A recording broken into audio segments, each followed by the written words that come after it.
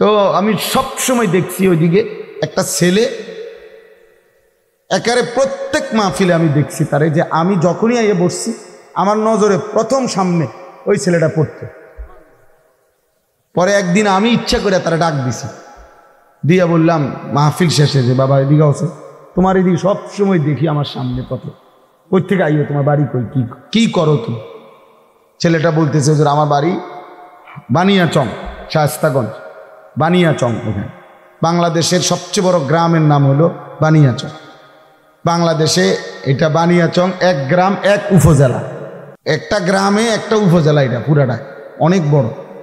পরে হে কইল যে হুজুর আমি ঘাস কাটি, মানে ঘাস কাইটা ঘাস বিক্রি করি, এই আমার এই সামান্য কাজ, আমার আর কিছু নেই।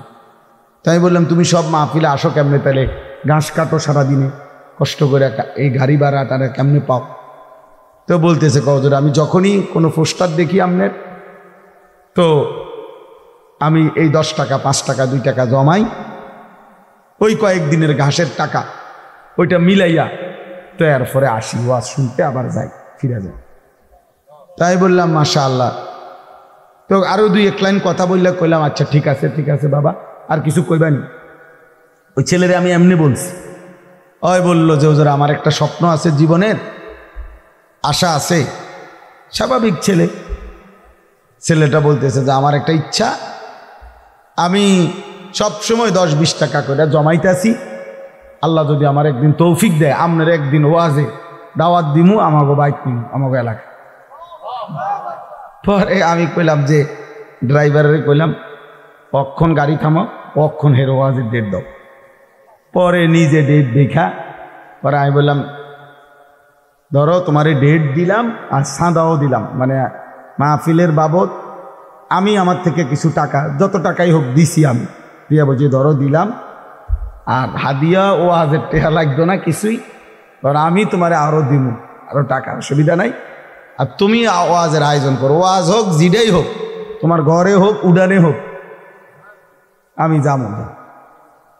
এরপরে আমি গেলাম গত বছর এই বানিয়াচং তার মাহফিলে গিয়া দেখি ওই উপজেলার সবচেয়ে বড় হাই স্কুল মাঠে মাহফিল। একেবারে যদি কম হইয়া থাকে লোক, আমাকে 20,000 লোক,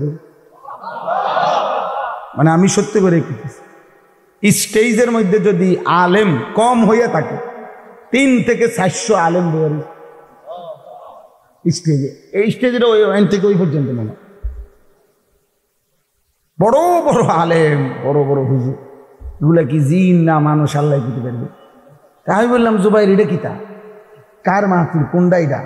কয় হুজুর আমার যেটা ডেট দিচ্ছেন সেইটাই। আমি তো পরে হুজুর আমি বলছি আমার মাহফিল আর আমার হাতে নাই, এরাই সবাই মিললে এই মাহফিল এটা এত বড় করে গেছে। এক ঘাস কাটুন না, আমরা মানুষের তো তিরস্কার করেও বলি যে বেটা ঘাস নি কাটো,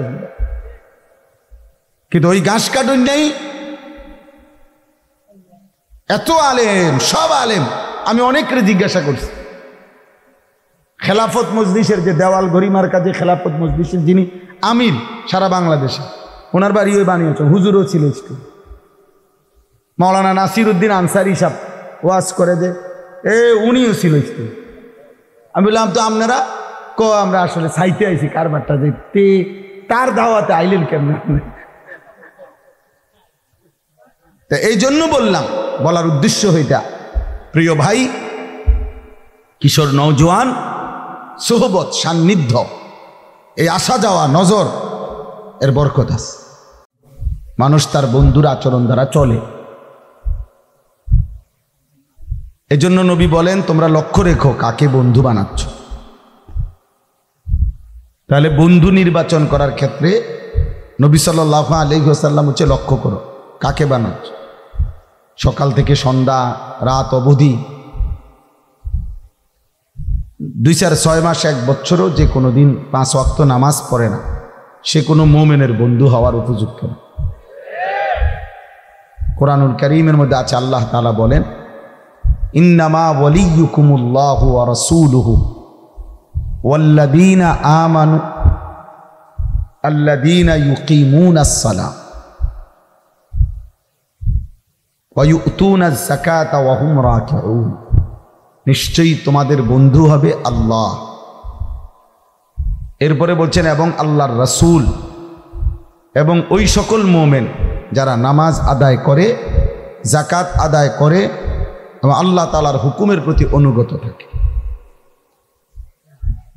তাইলে আল্লাহ তাআলা বলে দিয়েছেন পরিষ্কার, আল্লাহু ওয়া রাসূলুহু ওয়াল্লাযীনা আমানুল্লাযীনা ইউকিমুনাস সালাহ, ওই সকল মুমিন মুসলিম পরিচয়ধারী যারা নামাজ আদায় করে। তাহলে কোনো বেনামাজি কোনো ইমানদারের বন্ধু হইতে পারে না। এটা সরাসরি কোরআন শরীফের আয়াত। কোরআনুল কারীমের মধ্যে আছে আল্লাহ তাআলা বলছেন, আল আখিল্লাউ ইয়াওমাইদিন বা'দুহুম লিবা'দিন আদুউন ইল্লাল মুত্তাকিন। কিয়ামতের দিন দুনিয়ার সকল বন্ধুরা একে অপরের শত্রু হয়ে যাবে, শুধুমাত্র মুত্তাকি যারা তাকওয়ার জন্য একজন আরেকজনকে গুনাহ থেকে বাঁচাইবার ক্ষেত্রে, ইবাদত আমলের উপরে চালাইবার ক্ষেত্রে বন্ধুত্ব ছিল, এই মানুষগুলো কিয়ামতের দিনও হাসরে মিজানে ফুলসেরাতেও বন্ধুই থাকবে। কোরআন শরীফের আয়াত। কোরআনুল কারীমের মধ্যে আছে আল্লাহ তাআলা বলছেন, অসৎ বন্ধুর কারণে, চরিত্রহীন বন্ধুর কারণে, নাফরমান বন্ধুর কারণে মানুষ হাসরের ময়দানে নিজের আঙ্গুল আফসুস করতে করতে দাঁত দিয়া কামড়াইতে থাকে। ইয়াউমা ইয়াআদ্দুজ যালিমু আলা ইয়াদাইহি, আল্লাহ বলেন নাফরমান পাপী নিজের দাঁত দিয়ে আঙ্গুল কামড়াবে আর আফসুস করবে। কি করবে? বলবে ইয়া লাইতানি লাম আত্তাখিজ ফুলানান খলিলা, হায় আফসুস আমি যদি ওই অসৎ লোকটাকে বন্ধু না বানাইতাম, যে সকাল থেকে এত লম্বা সময় তার সাথে চললাম, অথচ সে একবারও বলল না যে দোস্ত আমরা দুজনেই মুসলমান, চলো না আমরা নামাজ পড়ি, একবারও মুখ দিয়ে আসলো না। তাইলে এই অসৎ চরিত্রহীন বন্ধুর কারণে নাফরমান পাপী আঙ্গুল দাঁত দিয়া কামড়াবে, অসৎ সঙ্গ। ইকমালুস সিয়াম কিতাবের মধ্যে আছে, এই সোহবত সান্নিধ্য কোনো জায়গার মধ্যে যদি পায়খানা লাগে, একটু পায়খানাই লাগছে কোনোখান দিয়ে, এটা দুর্গন্ধ শুধু ওই জায়গাটাতে না, বরং বাতাসের মধ্যে পর্যন্ত দুর্গন্ধ ছড়িয়ে যায়, ফলে অন্য মানুষ নাকে লাগে দুর্গন্ধ। মানুষ তখন বলে কিরে এনে কোথাও দুর্গন্ধ, বোঝা গেল দুর্গন্ধ এটা বাতাসকে পর্যন্ত পরিবর্তন করে ফেলছে। আবার কোথাও আতর থাকলে আতরের এই সুঘ্রাণ বাতাসের মধ্যে পর্যন্ত ছড়িয়ে পড়ে, ফলে মানুষের নাকে লাগে আতরের ঘ্রাণ। আতরের ঘ্রাণ নাকে লাগে, অথচ এইটা কোনো তার নাকে লাগায় নাই, এটা বাতাসের থেকে তার নাকে লাগছে। এই জন্য সোহবত সান্নিধ্য, ভালো কিংবা মন্দ, এটা আবহাওয়ার মধ্যে পর্যন্ত আসর করে, প্রভাব বিস্তার করে।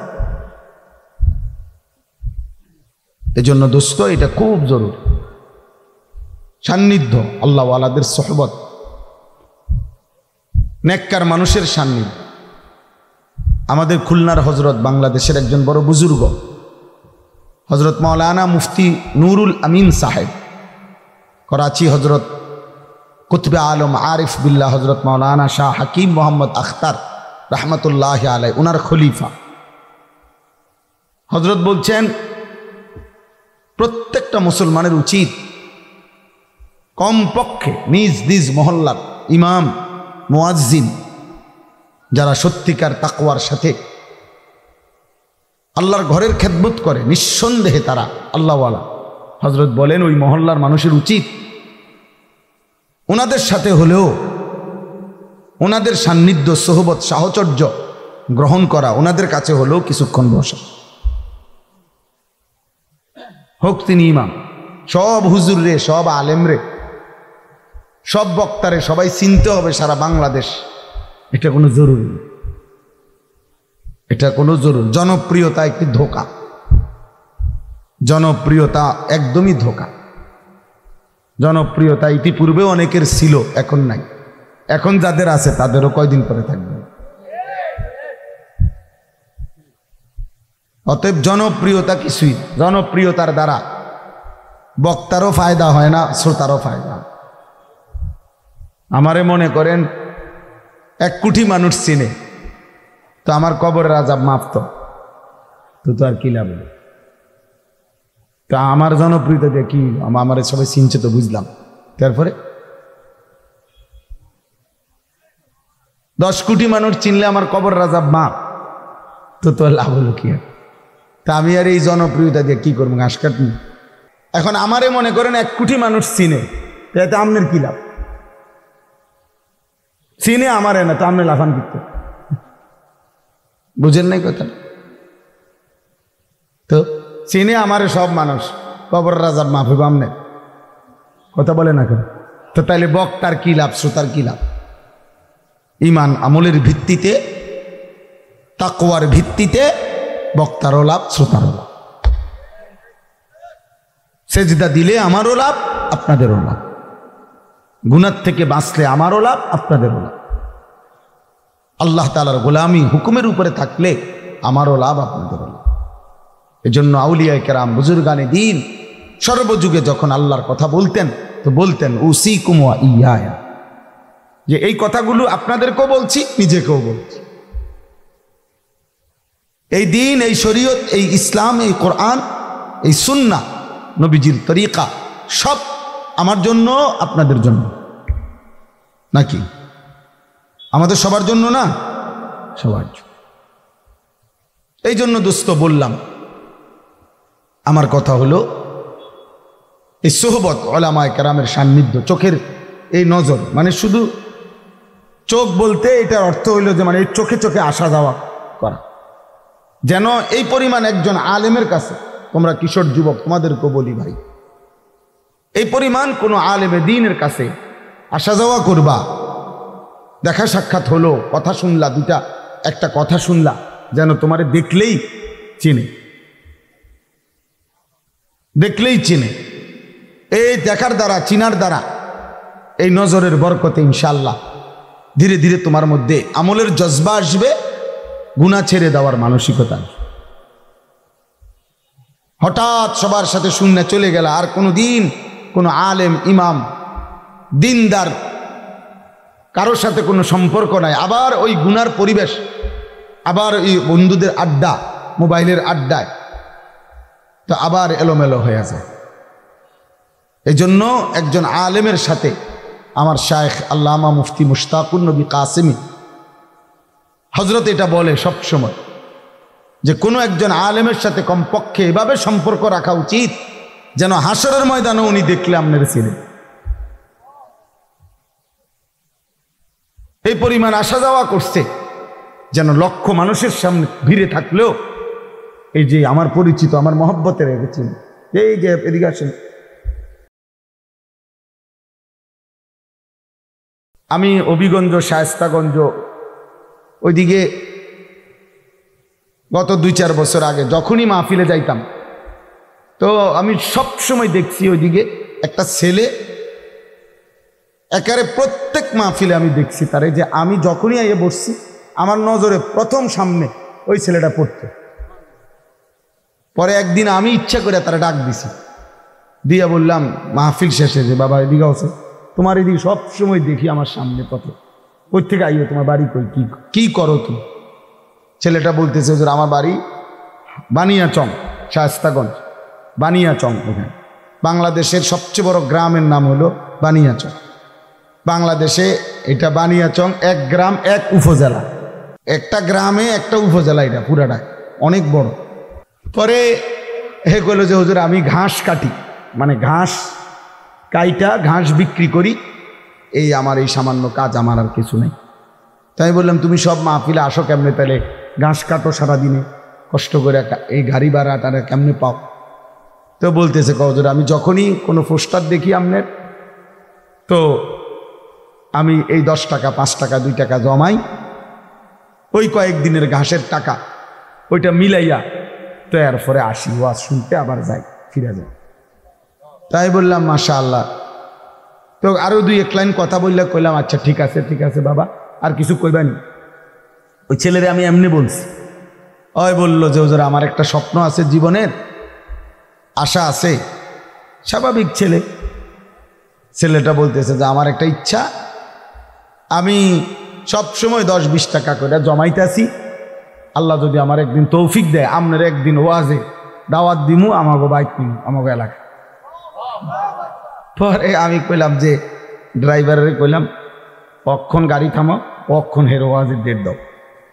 পরে নিজে ডেট দেখা পরে আমি বললাম ধরো তোমারে ডেট দিলাম আর সাদাও দিলাম, মানে মাহফিলের বাবদ আমি আমার থেকে কিছু টাকা যত টাকাই হোক দিছি, আমি দিয়া বলছি ধরো দিলাম, আর হাদিয়া ও ওয়াজের টাকা লাগতো না কিছুই, ধরো আমি তোমারে আরো দিব, আরো টাকা, অসুবিধা নাই। আর তুমি ওয়াজের আয়োজন করো, ওয়াজ হোক জিডেই হোক, তোমার ঘরে হোক উডানে হোক, আমি যাবো না। এরপরে আমি গেলাম গত বছর এই বানিয়াচং তার মাহফিলে গিয়া দেখি ওই উপজেলার সবচেয়ে বড় হাই স্কুল মাঠে মাহফিল। একেবারে যদি কম হইয়া থাকে লোক আমাকে 20,000 লোক, মানে আমি সত্যি করে স্টেজের মধ্যে যদি আলেম কম হইয়া থাকে 3 থেকে 400 আলেম বয়ারি স্টেজে, এই স্টেজের ওই থেকে ওই পর্যন্ত মনে বড় বড় আলেম, বড় বড় হুজুর, এগুলা কি জিন না মানুষ আল্লাহ দিতে পারবে। আমি বললাম জুবাইর এটা কিতা, কার মাহফিল, কোনটা এটা? হুজুর আমার যেটা ডেট দিচ্ছেন সেইটাই। আমি তো পরে হুজুর আমি বলছি আমার মাহফিল আর আমার হাতে নাই, এরাই সবাই মিললে এই মাহফিল এটা এত বড় করে গেছে। এক ঘাস কাটুন না, আমরা মানুষের তো তিরস্কার করেও বলি যে বেটা ঘাস নি কাটো, কিন্তু ওই ঘাস কাটুন নেই, এত আলেম, সব আলেম। আমি অনেকরে জিজ্ঞাসা করছি, খেলাফত মজলিসের যে দেওয়াল গরিমার কাজে খেলাফত মজলিসের যিনি আমির সারা বাংলাদেশে, ওনার বাড়ি ওই বানিয়েছ, হুজুরও ছিল স্কুল। মাওলানা নাসির উদ্দিন আনসারি সাহেব ওয়াজ করে যে উনিও ছিল স্কুল। আমি বললাম তো আপনারা আমরা আসলে চাইতে আইছি কারবারটা যে তার দাওয়াতে আইলেন কেমন। তা এই জন্য বলার উদ্দেশ্য হইতা, প্রিয় ভাই, কিশোর নওজোয়ান সোহবত সান্নিধ্য, এই আসা যাওয়া নজর এর বরকত আছে। 4 লাইন পণ্ডিতি কথা আমরা সবাই জানি ভাইয়া, তোমরাও জানো, কিন্তু জিন্দিগিটা পরিবর্তন হওয়া দরকার। মালুমাত আছে অনেকের, ইলম নাই সবার, অর্থাৎ কিছু বিষয় জানে এটা সবাই, কিন্তু আমলের সাথে এলেম বলা হয় যা আমলে পরিণত হয়। এজন্য উর্দু কিতাবে আমি পড়ছি, বুজুর্গানে দিন বলে কোরআন হচ্ছে ইলম, মুহাম্মদ আরবি সাল্লাল্লাহু আলাইহি সাল্লামের একটা সুন্নাত হচ্ছে আমল। অর্থাৎ কোরআন যা বলতে চায়, যা শুনাইতে চায়, যেভাবে গড়তে চায়, আল্লাহ তাআলা যা চেয়েছেন তার বান্দার কাছ থেকে, মুহাম্মদ আরবি সাল্লাল্লাহু আলাইহি সাল্লামের জিন্দেগি তার পুরা প্র্যাকটিক্যাল নমুনা এটা। এজন্য দোস্ত, সবার কাছে আজকে একটাই ছোট্ট নসিহত, প্রত্যেকেই কোনো না কোনো আলেমের সাথে, আল্লাহওয়ালা মুত্তাকি আলেমের সাথে সম্পর্ক করেন। যুবক হোক, বৃদ্ধ হোক, হুজুর হোক, পাবলিক হোক, শাইখুল হাদিস হোক, শাইখুল মাশায়েখ হোক, কোন আল্লাহওয়ালার সোহবত থেকে কেউই মুস্তাগনি, অমুখাপেক্ষী হওয়ার সুযোগ নেই। এটা উচিত। তাহলে কাজে বরকত হয়, খেদমতে বরকত হয়, ইলমে আমলে বরকত হয়, জিন্দিগিটা আখিরাতওয়ালা হয়। আজকে তোমরা নওজোয়ান কিশোর ভাই, মুসলমানের ছেলে, তোমরা বাবা বুঝতেছ না, হয়তো অনেকেই তোমরা ভাবতেছ না, মোবাইলের সীমাহীন আসক্তি আর নিজের মতো করে চলার মানসিকতা তোমাদেরকে পাগল বানায় ফেলছে। তোমরা উদ্ভ্রান্তের মতো নিজের মতো করে চুল, নিজের মতো চেহারা, নিজের মতো চলাফেরা, এটা ঠিক না বাবা। কে তোমার বাবা, কে তোমার মা, কে তোমার সৃষ্টিকর্তা, কে তোমার নবী, কি তোমার ধর্ম, কি তোমার কিতাব, তোমার আল্লাহ তোমার জন্য কিছু বলছে কিনা, তোমার নবী সাল্লাল্লাহু আলাইহি সাল্লাম তোমার জন্য কিছু বলেছে কিনা, তার কোনো পরোয়া না করা, টোটালি বুঝতে না চাওয়া, দোস্ত এটা মুসলমান না। মুসলমান নবী সাল্লাল্লাহু আলাইহি ওয়াসাল্লামের অগণিত হাদিস, নবীজি বলছেন বেনামাজি জিন্দিগি, নামাজ না পড়া জীবন, মন খুশি মতো চলা, এটা কুফরের চিহ্ন, এটা মুশরিকের চিহ্ন। আল্লাহর নবী সাল্লাল্লাহু আলাইহি ওয়াসাল্লাম বলছেন মান তারাকা সালাতাম মুতাআম্মিদান ফাকাদ কাফারা। মুহাদ্দিসিনে কেরাম এটার ব্যাখ্যা করছেন তো পরে, কিন্তু শাব্দিক তর্জমা কি? ফাকাদ কাফারা। আল্লাহর নবী বলছে ইচ্ছা করে যে নামাজ ছেড়ে দিল, ফাকাদ কাফারা, সে কাফের হয়ে গেল। এর ব্যাখ্যা আছে আরো পরে, তো ব্যাখ্যা তো পরে। হাদিসের তর্জমা কি? আল্লাহর নবী সাল্লাল্লাহু আলাইহি সাল্লাম বলছে বাইনার রাজুলি ওয়া বাইনাশ শিরকি ওয়াল কুফর তারকুস সালাহ। একজন ব্যক্তি আর একজন মুশরিকের মধ্যে পার্থক্য নামাজ ছেড়ে দেওয়া। নামাজ ছেড়ে দিলে মুশরিক, নামাজ সেজদা দিলে মুমিন। তাহলে আর কিভাবে বলতো? বাংলায় বলতো, আর কেমনে বলতো? এর জন্য নামাজবিহীন জিন্দিগি মুমিনের জিন্দিগি না। আমি একটা যুবককে বললাম, তুমি একবার যদি মানুষ হও, মুসলমান ভাই, কোনো এক বেলা আজানের সময় মসজিদে যখন আজান হয়, তুমি মসজিদের কাছাকাছি দাঁড়াইয়া তুমি দেখো যে মসজিদে আজান হইলে কুত্তায় কি করে আর মুমিন কি করে। যদি তোমার বিবেক থাকে, তুমি দেখো আজান যখন হয় কুত্তা ঘেউ ঘেউ করে, খেউ খেউ আওয়াজ করে এখান থেকে সরে যায়, আর মুমিন মুত্তাকি আশপাশ থেকে ধীরে ধীরে এসে মসজিদে নামাজের জন্য ঢোকে। অতএব দোস্ত, মসজিদের আজান হলে যে লোকটা বের হয়ে চলে যায়, পাশ কাটায় চলে যায়, এই আজান যাকে মসজিদে ঢুকায় না, এই আচরণ আর কিছু হোক না হোক, এটা কুত্তার আচরণের সাথে মিলেই যায়। অতএব তুমি না ভাবতেছ তোমার চুলে তোমারে সেরকম লাগে, আমিও তো কই সেরকম লাগে, সেটা কে? আমিও তো এটা তোমারে কই। তুমি যে এই সামনে চুল বড়, সব পিছনে, আরে এ পাশে এ পাশে এ পাশে বারবার চুল ফিরাইতেছ, তুমি যে এত টাইট প্যান্ট পিনছ, তুমি যে এক ওয়াক্ত নামাজ পড়ো না, তো তোমার বন্ধুরা তো বলে তোরে দোস্ত সেরকম লাগে, আমিও তো কই সেরকম লাগে, তোমারে সেরকম লাগে, কিন্তু সেটাকে ওইটা জিগাইলা না যে সে যার মতো আমারে লাগে দোস্ত, হেইতে থাকে না, হেই তখনই না শুনবা ওই বলবে ভিতরে ভিতরে পুট্টা খোরের মতো লাগে। বাবা খোর, পুট্টা খোর, ডাইল খোর, হারাম খোর, জেনা খোর, ব্যভিচারী, বাবা খোরের মতো লাগে তোর। যার কপালে সেজদা নাই না ফরমান, তোরে বুঝি জোনায়েদ বাগদাদির মতো লাগে। হ্যাঁ বুঝো না?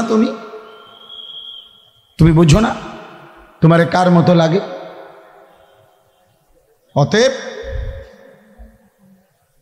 আমি অনুরোধ করলাম, সাফ সাফ কথা, প্রিয় ভাই, নিজের হাতে নিজের অপমান করো না, নিজেকে নিজে বেইজ্জতি করো না। তোমরা জানো না বাবা, অসংখ্য মানুষের কাছে তোমরা যারা সারাদিনে মোবাইল, নারী, ছবি এবং বেনামাজি জীবন নিয়ে ঘোরো, তোমরা কিন্তু হাসির পাত্র। তোমরা বুঝতেছো না, মানুষের কাছে তোমাদের এক পয়সার সম্মান, ইজ্জত বলতে কিচ্ছু নাই। তোমার সমবয়সী কিছু অসৎ ও তোমার মতো খারাইয়া মতুন না, ও তোমার মতো লম্পট চরিত্রহীন ওই জানোয়ারের কাছে তোমার কোনো বন্ধুত্ব থাকতে পারে, কিন্তু ভদ্র কোনো মানুষের কাছে তোমার 1 পয়সার কোনো মূল্য নাই বেটা। কোনো কুত্তাও তোরে দেখতে চায় না বেনামাজি। ফজরের নামাজ যে পড়ে না, আল্লাহর কসম আমি কিতাবে পড়ছি, তারে শুকর শুকর তাকে ঘৃণা করে, থুতু মারে থুতু মারে থুতু মারে। শুকর আল্লাহকে বলে শুকর, আল্লাহকে বলে আল্লাহ আমি চোখ মেলতেছি, তবে তোমার কাছে ফরিয়াদ ফজরের নামাজ পড়ে নাই এমন কোন বেঈমান যেন আমার চোখে না পড়ে। তোরে কুত্তাও পছন্দ করে না বেটা, তোকে শুকরও পছন্দ করে না বেটা। এই জন্য কেউ যে তারে কিছু কয় না, এই জন্য নিজের সেলফি নিজে তোলে। মানে ও চিন্তা করছে দরকার না কারো বালা, আমার তো আমার ভালো লাগতেছে, আমার কাছে যেহেতু আমার ভাল লাগে, আর মানুষের তারা কি লাগবে, দরকার কি? হ্যাঁ, এই জন্য দেখেন নিজেই চুল ফিরায়,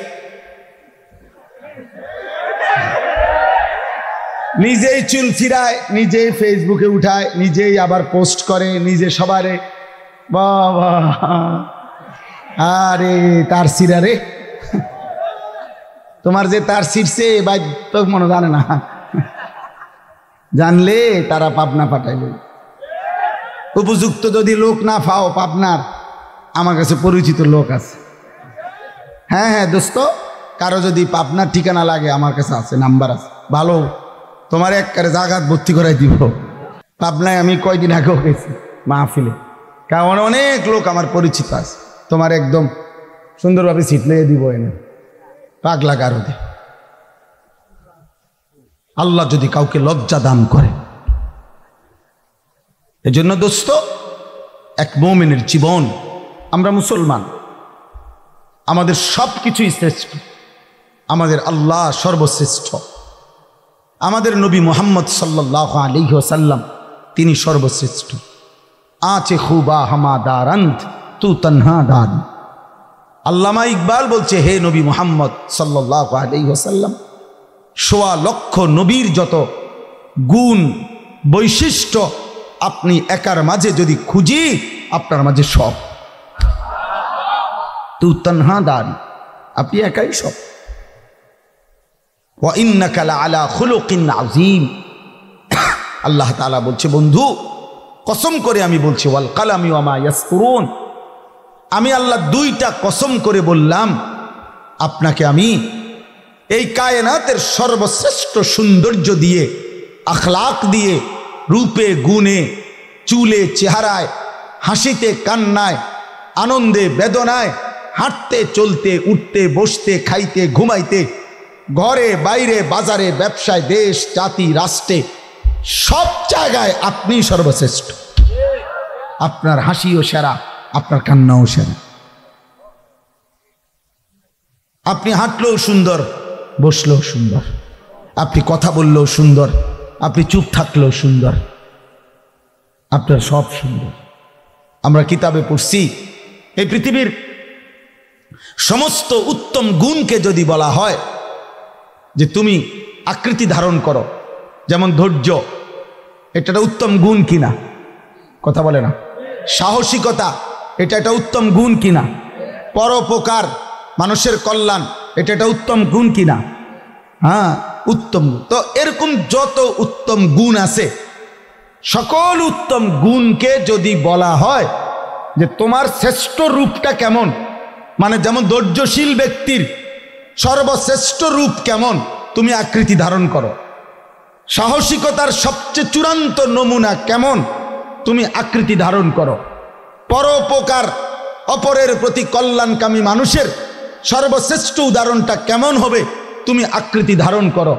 এইভাবে কিতাবে লিখছে, এই পৃথিবীর সমস্ত উত্তম গুণকে যদি বলা হয়, মানুষের আকৃতি ধারণ করে দেখাও যে সেটা সর্বোচ্চ শ্রেষ্ঠ কেমন হবে। বারবার প্রত্যেক উত্তম গুণের ক্ষেত্রে যার আকৃতি ভেসে উঠবে তিনি মুহাম্মদ সাল্লাল্লাহু আলাইহি ওয়াসাল্লাম। ধৈর্যে যিনি সেরা তিনি মুহাম্মদ, সাহসিকতায় যিনি সেরা তিনি মুহাম্মদ, পরোপকারে যিনি সেরা তিনি মুহাম্মদ, ইয়াকিনে যিনি সেরা তিনি মুহাম্মদ, তাওয়াক্কুলে যিনি সেরা তিনি মুহাম্মদ, তাহাজ্জুদে যিনি সেরা তিনি মুহাম্মদ, তাকওয়াতে যিনি সেরা তিনি মুহাম্মদ। আছে খুবা হামা দারং তু তনহা দারি, সব নবীর যত গুণ সব একাই মুহাম্মদ সাল্লাল্লাহু আলাইহি ওয়াসাল্লাম। সেই নবী তোমার নবী। হায় যুবক, হায় বাপ, ধরলা কারে ছাড়লা কারে, ধরলা কারে ছাড়লা কারে। যাদের মতো তোমরা চুল রাখো ওদের জাতপাতেরও অনেকের পরিচয় নেই। এই যেই সমস্ত বেঈমানের চুলের ডিজাইন তোমাদের মাথায়, ওই সব বেঈমানের বংশও নাই, জন্মেরও হয়তো অনেকের ঠিক ঠিকানা নাই। যুবক মনে রাখো বাপ, প্রিয় বন্ধু মনে রেখো, চুল রাখলা বেঈমানের মতো, চলাফেরার প্যান্ট শরীর একবারও পেশাব করে টয়লেট পেপার ব্যবহার করো না, পানি ব্যবহার করো না, উলঙ্গ ছবি দেখতে দেখতে রাত পার করো। যতবার নারী দেখো ততবার বীর্যপাত হয়, তুমি টের না পাইলেও হারাম বীর্যপাত হয়। যতবার উলঙ্গ ছবি দেখো বীর্যপাত হয়। এই অপবিত্র দেহ নিয়ে, এই বেঈমানের চুল চেহারা সুরত নিয়ে তোমার আখলাক, তোমার চরিত্র কি কোনোদিন জোনায়েদ বাগদাদির মতো হবে? তাহলে চুল তোমার বেঈমানের মতো, আখলাক বুঝিয়ে জোনায়েদ বাগদাদির মতো। অতএব ফিরে আসো বাস, ফিরে আসো। হাসলেও মরে যাবা, কাঁদলেও মরে যাবা, সুখে থাকলেও মরে যাবা, দুঃখে থাকলেও মরে যাবে, মনে থাকলেও মরে যাবা, ভুলে গেলেও মরে যাবে। বাবাদেরকেও বলি, বাবারা সব আমরা মরে যাব। এই পৃথিবীর রাজপ্রাসাদে থাকলেও মৃত্যু হবে, জীর্ণ কুঠির কুড়ে ঘরে থাকলেও মৃত্যু হবে। এই কথাটাই আমার শেষ কথা। আল্লাহ তাআলা বলছেন ওয়াজাআত সাকরাতুল মাউত বিল হক। আল্লাহ বলছে বান্দা ভুলে যেও না বান্দা, সত্যি সত্যি একদিন মৃত্যুর যন্ত্রণা আসবে, মৃত্যুবরণ করতেই হবে। তুমি হাসলেও চলে যাবা, কাঁদলেও চলে যাবে। তুমি যদি সেজদা করতে করতে আব্দুল কাদের জিলানীও হও, তবুও মৃত্যুর যন্ত্রণার মুখোমুখি হয়ে মৃত্যুবরণ করবে। নাফরমানি করতে করতে যদি ফেরাউন নমরুদের মতো হও, তবুও মৃত্যু যন্ত্রণা ভোগ করে করে মৃত্যু হয়ে যায়। অতএব ছেলেরা, বাবারা, বয়স্করা, মারা, বোনেরা, আমি আপনি সবাই আমরা আমাদেরকে চলে যাইতে হবে মৃত্যুর মুখোমুখি হয়ে। দোস্ত একটা কথা শুধু মনে রাখবে, মৃত্যুর মুখে মৃত্যুর যন্ত্রণা যখন শুরু হয়, তাফসীরের মধ্যে আছে 950 বছরের নূহ আলাইহিস সালাম, 950 বছর যিনি এই পৃথিবীতে হায়াত পাইছেন, আল্লাহর কসম ওনাকে জিজ্ঞেস করা হয়েছে মৃত্যুর পূর্ব মুহূর্তে, হে নবী নূহ, দুনিয়ার এই লম্বা হায়াত যেটা আপনি ছিলেন, আপনার কাছে কতটুকু সময় মনে হচ্ছে? হযরত নূহ আলাইহিস সালাম বলছেন, হায় বা শোনো, একটা লোকের একটা ছোট্ট ঘর, যে ঘরের 2টা দরজা, এক দরজা দিয়ে ঢুকছে, আরেক দরজা দিয়া বের হইছে।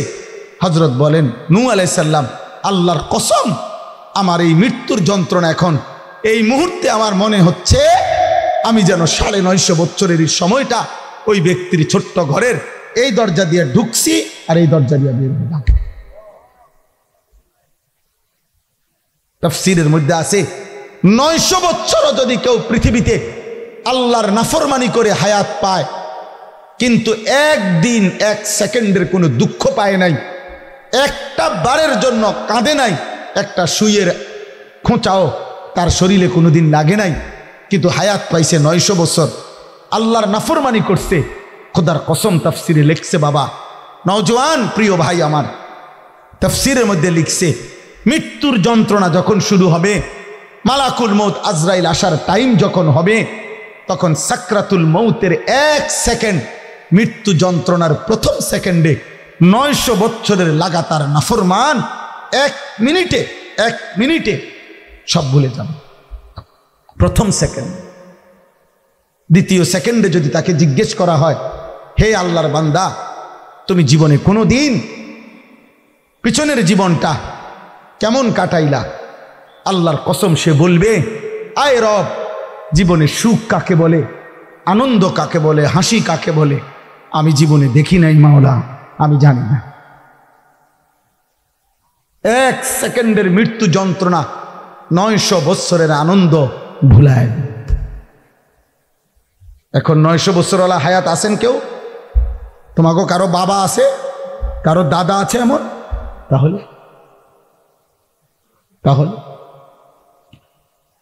নবী সাল্লাল্লাহু আলাইহি সাল্লামের সাহাবী আমর ইবনুল আস, ওনাকে মৃত্যুর পূর্বে জিজ্ঞেস করা হয়েছিল, হে নবীর সাহাবী, এই মুহূর্তে মৃত্যুর পূর্বে, উনি সাহাবী, ইমানদার, শ্রেষ্ঠ সাহাবীদের একজন, মিশর বিজেতা সাহাবী, সাহাবাদের মধ্যে জলিলুল কদর যারা, ওর মধ্যে একজন আমর ইবনুল আস। ওনারে বলা হয়েছে যে, হে সাহাবী, মৃত্যুর পূর্বে এখন আপনার সাকরাতুল মউত, মৃত্যুর যন্ত্রণাটা কেমন মনে হইতেছে? আমার কাছে কিতাব আছে দোস্ত, আরবি কিতাবে পড়ছি আমি। উনি বলছি, ইয়া বুনাইয়া, ওনার ছেলেকে বলতেছিলেন, আমার সন্তান, কাআন্না জিবালাদ দুনিয়া আলা সাদরি, আমার মনে হইতেছে এই পৃথিবীর সবগুলো পাহাড় আমার বুকের উপরে চাপ দিয়ে রাখছে। কাআন্না জিবালাদ দুনিয়া আলা সাদরি, আমার বুকে যেন এই পৃথিবীর সবগুলো পাহাড় চাপ দিয়ে রাখছে। ওয়া কাআন্নী আতানাফাসু মিন সাকবিল ইবরা, আর তিনি বলেন, আমি যেন সুইয়ের ছিদ্র দিয়ে নিঃশ্বাস নিচ্ছি। তুমি কে? তুমি কে দোস্ত? আমি কে? হায়, যদি সাহাবীর মৃত্যু যন্ত্রণা এমন লাগে, গত 30 বছর যে সুদ খায় ওই হারামখোরের মৃত্যু যন্ত্রণা কেমন হবে? গত 60 বছর 40 বছর ধরে যেই নাফরমান প্রতিদিন বিড়ি সিগারেট খায়, ওর মৃত্যু যন্ত্রণা কি হবে? প্রতিদিন যে ওজনে কম দেয়, হারাম রোজগার করে, চুরি ডাকাতি ছিনতাই লুণ্ঠন করে, এই নাফরমানের মৃত্যু যন্ত্রণা কেমন হবে?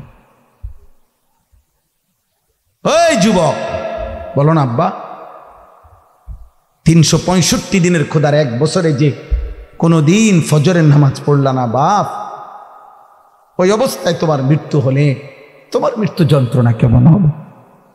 এরপরে তো জান কবজের কষ্ট, এরপরে তো কবরের কষ্ট, এরপরে হাসরের ময়দানে দাঁড়াইবার কষ্ট, এরপরে মিজানের পাল্লায় হিসাবের কষ্ট, এরপরে ফুলসিরাত পার হওয়ার কষ্ট, এরপরে জাহান্নামের কষ্ট। হায় বাপ, আমি সইব কেমনে, তুমি সইবা কেমনে? ফাকাইফা তাত্তাকুনা ইন কাফারতুম ইয়াওমান ইয়াজআলুল বিলদানা শিবা। আল্লাহ বলছে, বান্দা, আল্লাহ নিজে বলছে, এই বান্দা, সেদিন হাসরের ময়দানের এই যে নাফরমানি করছো, তুমি কেমনে বাঁচবা? আমার বান্দা, তুমি জানো হাসরের ময়দানের একদিনের দুঃখ, কষ্ট, পেরেশানি, ইয়াজআলুল বিলদানা শিবা, কোলের বাচ্চা একদিনে বুড়া বানায় ফেলবে, বুড়া বুড়া। কোরআন শরীফের আয়াত, সূরা মুজাম্মিলের আয়াত। অতএব প্রিয় ভাই, প্রিয় নওজোয়ান, বয়স্ক বাবা, পর্দার আড়ালের মা বোন, আমি আপনি সবাই, হুজুর, পাবলিক, আলেম, ওলামা, আমরা সবাই মৃত্যুর প্রস্তুতি নিই।